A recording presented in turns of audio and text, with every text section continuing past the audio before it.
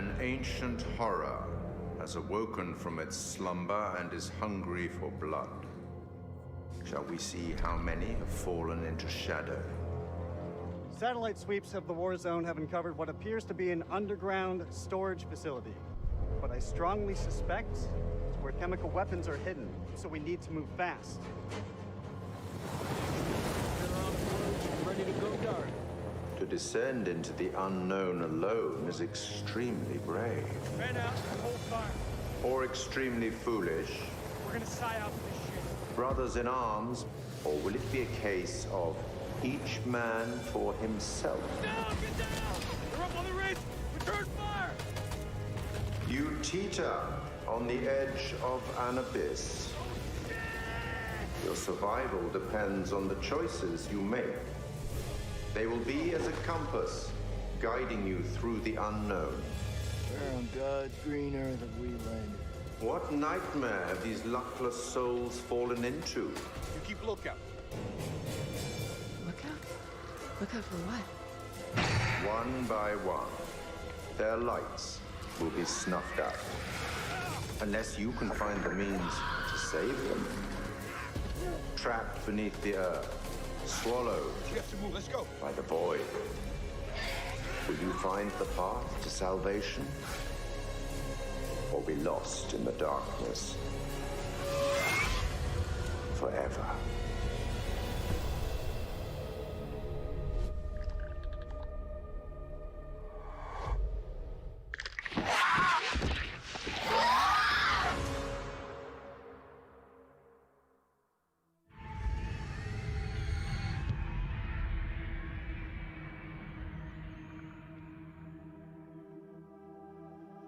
We're here at Supermassive to talk about the next game in the Dark Pictures anthology, House of Ashes.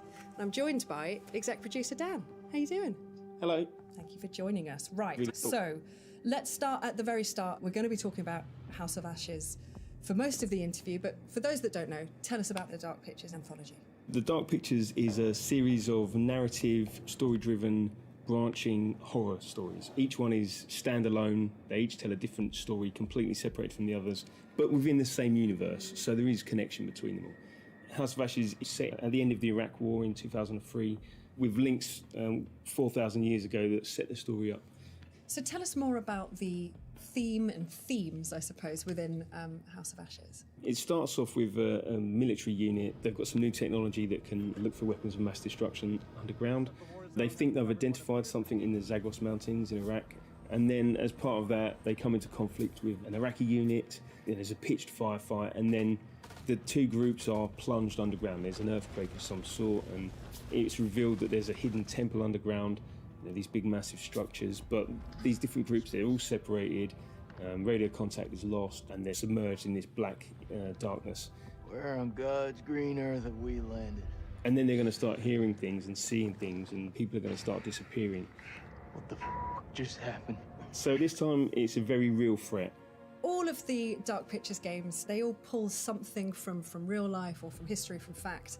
What's the case with the myth or historical part of House of Ashes? So we love looking at and reading myths and legends and stories and doing our research, and we know our fans love it as well because there's something that they can link into afterwards, and I love doing that when I'm playing games or watching movies myself. So this one's set 4,000 years ago, the Akkadian Empire, and this terrible evil that happened. We had this self-proclaimed god king, Naram Sin, and he essentially cursed his people. He sacked this temple and brought famine and devastation to his own people. And so a lot of the history is lost, but we've done a lot of research about it. And then we had a lot of happy accidents that linked into the story we wanted to tell. And the fun thing for us is we get to do our own take on it. We get to twist it, and obviously we've made our own truth from it. At the end of the sneak peek, the trailer, we saw monsters. Tell us a bit more about what's going on there. The military unit that you're playing as, they don't really know what they're coming up against. They're not human, they're bigger, they're larger, they're faster. The team aren't going to know if there's one or two of them or hundreds or thousands of them. And that's kind of the threat with this. You know, they've got guns. Maybe they could try and take one of them down. But maybe there's another one around the corner, or maybe there's a group of them, and maybe they're going to get ambushed. Maybe they're like a cluster. Exactly, and yeah. they all pop a out nest, at once. as it were. Yeah. And it's been really fun to work on and see these things move around and how horrific they can be. They're different to us. They perceive the world in a different way. Getting little snippets of it in the darkness, and did I see that? Was it something that moved? Or is it actually just one of the other soldiers that's stuck in the catacomb? Who's there? We like to try and misdirect people on things, that did you see something, did you not? And that's a great thing within horror, that you think you're going to be scared right now, and we're not going to scare you now. We'll scare you in a minute when you're not expecting it. It's always coming. Yeah, always. So should we expect a huge amount of peril in the game? Definitely. We love to do it. It's fun for us to work on. As horrific as it is, and we know that our fans love it as well. So yeah, there's at least 60 unique deaths, and there's a whole ton of variation on that as well. So Merwin and some of the others, you're going to see different things happening to them depending on how you play it out, getting ripped and shredded and torn. And because there's a firefight, there's going to be bullets flying as well and all kinds of stuff. And it's not just the deaths, it's the gore that goes along with it, and lots of blood. Wicked. It sounds absolutely terrifying. I'm in. Not gonna lie, man. It's pretty bad.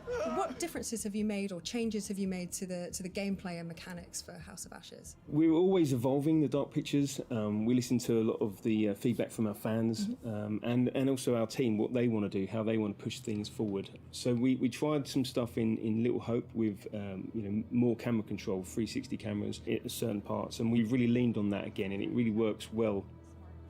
In House of Ashes, lots of the game is set underground, and so these sort of corridors which are really tight and oppressive. Creepy. Yeah, indeed. So we've had to learn, because you take away the fixed cameras, and that takes away some opportunities for horror, but we've had to learn new tricks to scare people and ramp up the tension and the chance for jump scares, which we know some people love. We've also got a new torch mechanic, so it's military themed, so these guys are going to be walking around with weapons, with torches mounted on them.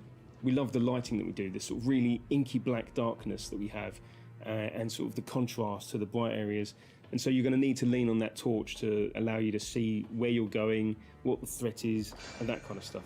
We've also done things like added difficulty settings to this game. So in Little Hope we added QTE warning icons as an example, and we've got some really good positive feedback about that, but also some people want to turn that off. We want to allow you to play the game in your way. So with our accessibility settings and difficulty settings, if you want to have a more casual experience, you can change those settings. Still, most of your characters are going to end up dead, but that's spoilers, what happens, yeah, indeed. but that's what we come here for. That's Yeah. okay, we can deal with it. So I've got to ask, what was it like working with Ashley? So Ashley was fantastic. She researched Rachel. She understood her when she came on the set, which is so refreshing. She knew her inside out. And Rachel is a flawed character, so she brought that through so fantastically. The rest of the cast were fantastic as well. When we were looking for Joey, Salim helped me. You didn't tell me this because... He'd flip your shit. We want you to connect to these characters and understand them as humans. We want them to seem real because they're real to us. We spend a long time designing them, and I don't mind if you hate any one individual character, because you don't like everyone in real life. But maybe you'll like them when you see the journey they go on. Maybe you'll like them once they're dead and you feel bad about it. And you feel bad about it, definitely. Yeah. But also we want you to save them. We want you to try and save them. We know that some people want to get everyone killed straight away, and that's fine. That's their playthrough, cool. That's what they want to do. But, can you get everyone out alive and save as many as you can? There's a lot of replayability there. Indeed, Goes on forever. I like that. So, last question. Favourite scene? Favourite scene? So, Salim, our Iraqi soldier, and Jason Kolchak, one of the Marines that's there. There's a way that can play out, and a sort of contest between them, and you can make it go in a number of different ways. The enemy of my enemy is my friend. It's really emotional. Seeing them film it, I was lucky enough to be there, and then seeing that come through in game, I think we've got something there. I think that's gold. And then, of course, I love scaring people, so I love the jump scares. I love the moments of tension that we bring. We can't hold you in that moment, so we've got some fantastic jokes in there as well to allow you to relax for a moment before we scare you again. To take your mind off the imminent threat. I like that. Dan, thank you so much. This has been really cool to talk about, and I'm sure, I'm excited and terrified in equal part, and everyone else is just excited, I'm sure of it. And it's been a real pleasure to speak to you, and I can't wait to get it into people's hands. It's going to happen.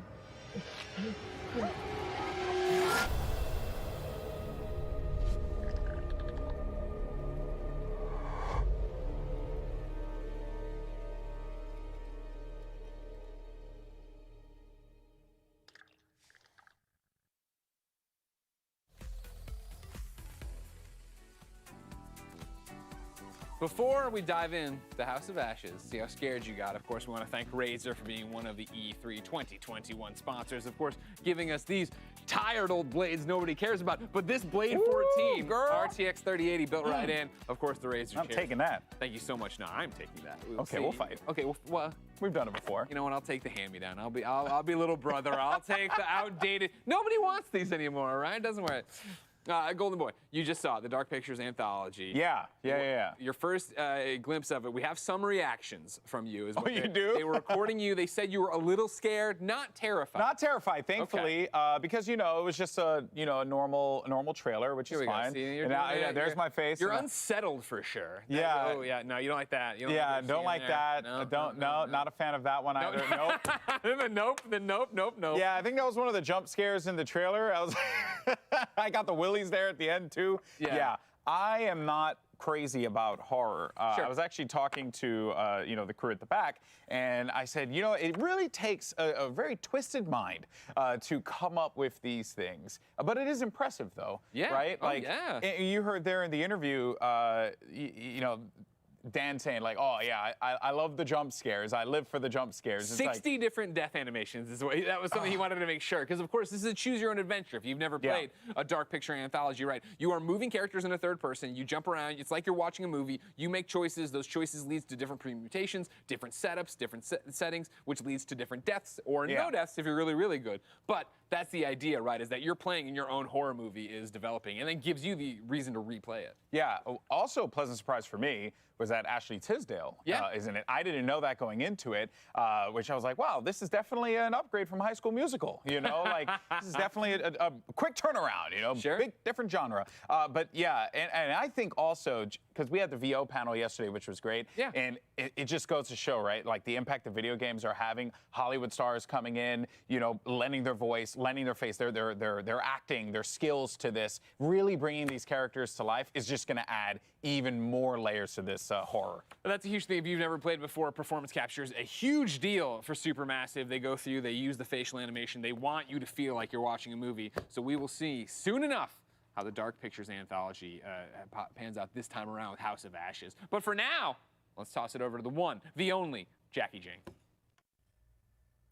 Brothers in arms, or each man for himself. Survival depends on choice. Will you find the path to save everyone, or be lost in the darkness? I'm sorry, I'm just a little excited about this title. Dan, I saw you taking lots of notes. You were taking notes about the mechanics, actually, but I know you're really thrilled with the story as well. Yeah. I mean, I am here for this. So. Well, I'm a big old history nerd, so I was super stoked to hear more about the setting. It's really tying in a lot of ancient lore about the Akkadian Empire. You have Naram Sin, this guy who declared himself like the god king of the Akkadian Empire and desecrated this temple, and now it's coming back to haunt us in modern day. It's also interesting to use the Iraq War as a setting. It is definitely a fraught time period and event during which to set a game, but also I think a rich sort of backdrop for horror in this setting, because you're tapping into sort of Mesopotamian mythology of Pazuzu, this king of wind demons who's tormenting all of these soldiers, and I'm really excited to see what they can do. I told you I was taking notes. I did some research. I'm excited. I can't wait to experience all 60 death animations. I know the 60 unique deaths. Okay, Avi Chan's face right now is just killing me. Avi, what are you thinking? I'm thinking that if I'm ever trapped in like a dark cave, I'm probably going to stick next to Dan because he understands what we should be doing. King of what now? You're looking up all this history on Pazuzu? He's the king of wind demons. No big deal.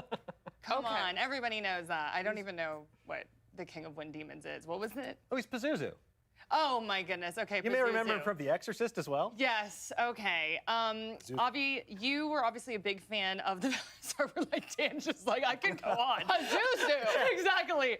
I was like, okay. But Avi, we've been talking about Resident Evil Village like at length. We both like horror survival, but also like when someone's playing with us. And I thought that it's great that it's co-op, so we can be scared together while we play. Yeah, I'm just gonna be sitting behind Dan and watching him play, because that's exactly what I did with Until Dawn, because I'm like, cool, I can't hold a controller and, try to guide these teenagers to safety. I'm going to step on a branch and individually kill them all. But Dan was going into like the history of all of it, and I'm going as like, oh, 2003. That's a little too close. And I didn't pass all my history classes, but I hope that Pazuzu doesn't, you know, pop up anywhere in a textbook. But something that was really interesting for me when we were going through the trailers and going through that little dev talk is that they showed us Pazuzu. They showed us the monster. They showed us what it looks like inside the cave. So there's part of me wondering, like, usually with horror games, you don't show people the scary right away. So I'm wondering if maybe there's like a hidden layer of something else that they're not showing us yet that's going to catch people off guard, thinking that they're going in going like, I did my research, I know everything. I know how to deal with a Pazuzu, this is easy. I know. So you two would fall into the depths together, and then I would somehow be stuck with Michael, and he'd be like talking about JRPGs, and I'd be like, oh my goodness, we're in a world of hurt right now. If I make a deal with the devil, I can turn into a very attractive protagonist, and then I could probably possess Pazuzu if I do negotiations like you can in SMT5. No, anyway, like, one thing I want to say about this one is the free cam controls. That's different for Supermassive, so I'm going to wonder how that works, because I feel like they're very in control of camera angles and what you see before you make choices. I'm sure there's like transition phases where you actually make your choices and all other stuff. It's just something new from them, so I just want to see how that plays out, especially when I'm with a bunch of other people trying to get very skilled. And Damon, I know you're all about retro games, but I also know you love a good story. I know for me, I felt like this had a lot of heart. There was dialogue that we saw, and it really hit me to my core. Yeah, and they showed some of the actors doing the motion capture. I love horror movies, I love horror games. I'm a kind of a gore hound. I love blood and guts, and I love kill gags. Whoa. So like, I'm looking forward to see all the inventive and clever ways that Pazuzu is going to kill our soldier friends. Oh boy. Oh boy. I just like saying Pazuzu, even though it's absolutely horrifying. Yes. Anyways, GOMS, I can't talk. Games have changed and evolved so much over the years, and with those changes, so has the coverage of our favorite games. Outlets like PC Gamer, IGN, Polygon, and GameSpot have all led the way in gaming coverage, and for the first time ever, we've assembled the editors-in-chief of all those organizations and our Voices of E3 series. Take a look.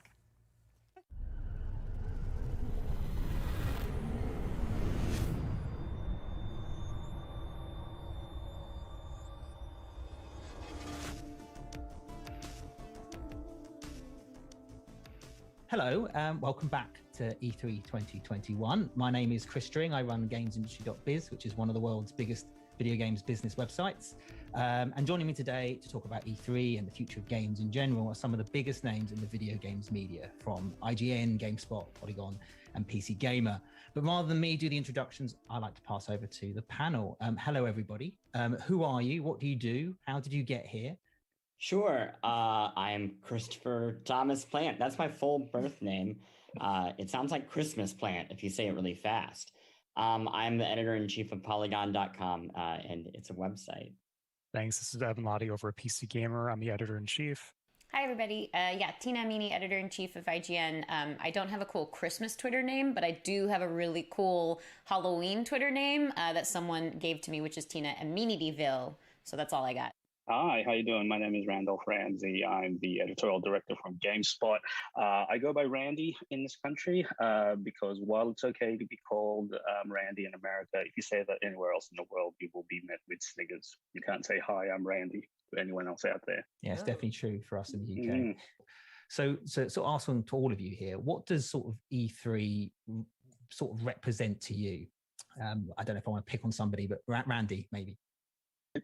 It's difficult to separate E3 as a professional working in the industry and as a fan.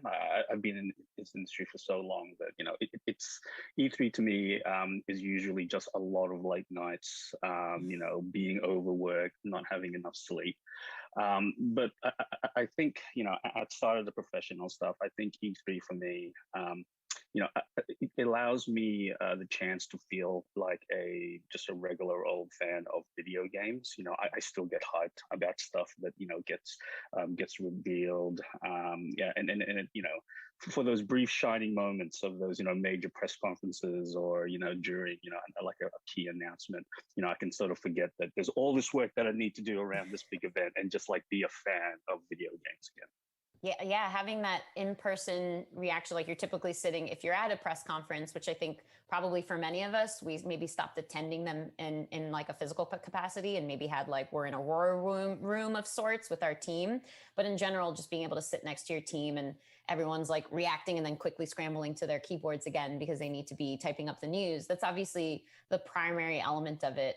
But for me personally too, it's a bit of a reunion because we'll all see each other in person. But it is that opportunity to have that one space, that 1 week. We all agree we're going to take that time and be in one space together and be able to connect. Yeah, I think E3 is the center of gravity too, right? I mean, in an environment, we saw what happened last year what happens when there's not an E3, right? Everyone kind of goes it alone. And, there's definitely some pros to that. But I think from a coverage perspective, we like having, I mean, you guys probably all share the same attitude. We like having as much time as possible to, do an interview, cover something and not be rushed off to the next thing back to back to back. But there is kind of an efficiency for us, I think, and the viewer, the consumer, and having everything neatly collected under one roof for, 3 or 4 days. The intensity and kind of spectacle that comes as a result of that, I think, can be genuinely fun and exciting. So, I mean, at least in North America, it looks like E3 will continue to be that center of gravity for the foreseeable future. For better or worse, you get reminded very blatantly that, like, this is a human enterprise. There are some real people who are putting in some, like, long hours trying to make for the best possible event for all of us. Well, this year is a digital event, and there are lots of questions about what E3 becomes in the future. There's a lot of chatter about that. So what do you hope to see from it come sort of 2022 or beyond that? What are your hopes for the future of E3, and what would you like to see? It has to become more social, and I think that is a thing that E3 was like leaning towards. I think it's like important to remember like what function E3 served back in the day. In the 90s, video games were for children or dorks, and mainstream publications covered it once a year, and all video game companies need to put all their money into one basket and pray that the New York Times wrote that story, right? Now it's the opposite. I mean, sure, newspapers are still catching up, but otherwise, video games are the center of culture for young people. I think The Guardian wrote about that. And because of that, E3's purpose no longer has to be, hey, let's get people excited for this one day. Let's put all of our money into it. It has to be something different, which it seems to be more celebratory, right? Like that kind of has become a purpose. So I hope that whatever we see it become in the future is, like you said, Chris, more inclusive, that it is this thing that is bringing people in, that is the center of gravity, that is serving a larger communal purpose. And it is significant, obviously, despite the drawbacks of everything, of all of us being in a pandemic that's going to be running about 2 years long by the end of this, or hopefully just 2 years long by the end of this. I think it is significant that when we are being in this digital format now, I think it's nice that more people can connect. Obviously, it loses some of that social element. So I too, like Chris, hope that is retained. And I selfishly hope that we all go back in person. But I think keeping some elements digital does help kind of connect to a broader community. And there can be various aspects of that. Obviously, the press conferences are something that are typically digitally available to begin with. But are there some of those panels that have been introduced, or some other versions of connectivity or versions of celebrations that is something that people can experience in person or at home too, to feel like they're a part of that entire celebration, of the festivities, of the news breaking, and they can get a sense of that same excitement that they may be feeling home alone because for whatever reason they're not able to attend. I'm kind of hopeful that the live aspect becomes a lot more like Comic-Con in the future, in which it's much more a celebration of games culture and community while you're there live in person. I think the ESA, as everyone pointed out, has been sort of moving towards this hybrid thing where, half of it is still behind closed doors meetings with retailers, and then they're trying to, introduce more people into it, and they can play some games and look at some big booths. But, I think, Comic-Con does that thing where it does service the fan aspect of it really well by having that, focus on the show floor of, the culture, things you can buy, artists you can interact with, while still having that sort of hype vehicle and talking about the next big thing. So, if anything, I would hope that, they push that sort of live community aspect more when you're there. How far do you think they should go in that direction? Like, would you like to see them take a full-on Gamescom approach where there are, potentially tens of thousands of people, having a full public day, dedicated to, that's really servicing the public more than the trade side, the business side. Yeah, I think a traveling E3 show that goes around all year and visits multiple cities. Some people will hate you for that one. Well, luckily, I'm not in the USA. But yeah, and I realized that PAX does this to a certain extent as well. But I think what E3 could be is still have that spotlight on the biggest and the best things, and allowing people to as I said, get hyped, get excited about their their favorite hobby. Yeah, and just to build off that really quick, I think the thing that developers are going to have to ask themselves now, and we've really hit this turning point culturally, is can we let go of the secrecy, right? Because Comic-Con works because they put talent in front of people. But when you put talent in front of people, suddenly they have leverage. And that means that, they're worth more money. I mean, just to be very blunt. And that goes for voice actors, that goes for designers.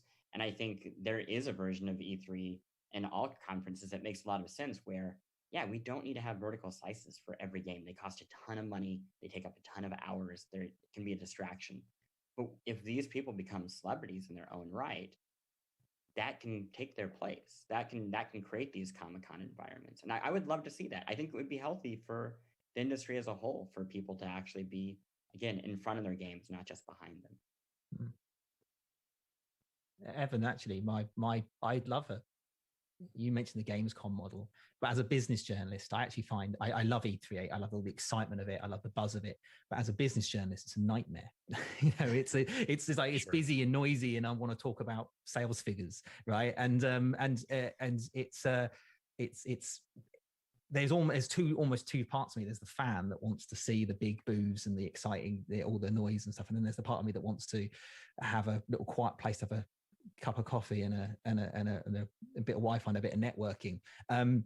So I think I would like to have a sort of business show and a consumer show that sort of sit side by side. I don't know how you I don't know how you fit that into the LACC, but I think that's something that I would like. But I mean, at the same time, they're sort of moving to that sort of hybrid model anyway, and I think transition's always tough. But I'd love to see that kind of thing. Yeah. Is that something you're interested in? I mean, with the kind of competition that we've referenced here with PAX, right? It's just essential that these events have a true purpose that is contemporary and really self-aware of what else is happening and the other options people have. I mean, when you go to PAX, right, you see families. I see lots of, thinking back to the PAXs I've gone, it's like mothers and daughters and fathers and sons that have decided to take their vacation to this event because they're a huge fan of, GameX, and they want to hang out and be a part of that, right? And I mean, it's interesting to get a sense of our kind of multifaceted feelings in this conversation, because GDC is probably my favorite event of the year because the press is not the focus at all. There's not big announcements or anything. And yet we as press get some of our best material out of GDC because it's an environment where game developers are just talking to each other and we're kind of listening in. And it's an environment where game developers have their guard down. They're not, engaged in the deep secrecy that I think Chris is referencing there very often, right? They're doing panels. They're sort of, talking up their design and, their narratives and what's kind of interesting to them in the moment. And that's a great environment for interviewing and discovering stuff. So I don't know. I mean, whichever direction E3 takes long term, I just think it sort of has to not compromise and sort of meet in the middle of all this stuff, but really have clarity and identity. Well, I'm very much aware of the time, so I'm going to wrap up with a sort of fun last question. So what is a memorable E3 interview that you can share with us? Mine's a little sad in retrospect, but I still very much enjoyed the conversation that I had. It was before No Man's Sky came out, and I interviewed Sean Murray, and he was so excited to talk about this game and to talk about all the procedural generation and that work that was going into it. Alongside that interview, he had one of his programmers like showing me behind the scenes how that procedural generation worked. I thought it was such an interesting way of doing an interview where I was actually seeing behind the scenes elements of what was actually going into the game while he was speaking to them in what was a really eloquent way. So it's only a little sad in retrospect because obviously there are a lot of moments where developers kind of maybe regret, like, did I say too much? Did I accidentally promise something that I wasn't intending on promising? But I think ultimately at the core, for me in that experience, like I could just see his passion and I could just see his pride for what his team was working on. And I think that there's something still, really genuine and true and heartfelt about that. Yeah, I mean, for me, my favorite interviews are usually the conversations that happen at restaurants or bars afterwards, because E3 interviews tend to be very prepared. People are very press trained for them. So I guess I'll share something else, which is my favorite moment of E3, and it's very ego-driven. But a few years ago, I was at E3 at the front of the main hall, right? And it was the final day, and I was doing a direct-to-camera of like, hey, this is E3, I'm going to wrap it up. And at this point, I'm like running on no sleep, and I'm like covered in sweat. I look like an absolute mess. And from behind me, this very lovely, tall, and handsome man comes around front, steps in front of our camera as I'm preparing, bops me on the nose, and just goes, too cute, and then walks off. And it was like it was the nicest I've ever felt in my entire life. Like you, Chris, the best conversations at E3 happen outside the floor, outside these kind of formal settings. Dean Hall is someone who's just an absolutely unfiltered, water hose of information and design thoughts. Like anytime I sit down with him, it's a chance to sort of you get the sense that he's peering into his sketchbook. I mean, this is someone who's fundamentally optimistic and imaginative, and half the things that he tells you, like his idea for a mountaineering game or because he'd climb Mount Everest, like they're not going to come true, but it's still like just someone who's just constantly dreaming and is like completely removed from that scripted, media trained personality that we're referring to here. Real quick for me, just like Chris, not the best, but for me the most embarrassing, having to play Sekiro in front of Miyazaki, and then do an interview. Couldn't get past the first enemy I came across, and then had to do a 50-minute chat with him. So that was lovely. Well, thank you so much. That's it from us. Thank you to Tina, Randy, Evan, and Christopher. Thank you so much. Do check out all of our websites for all your E3 news and goings on. Have fun during the event, and I hope you enjoy the rest of the show.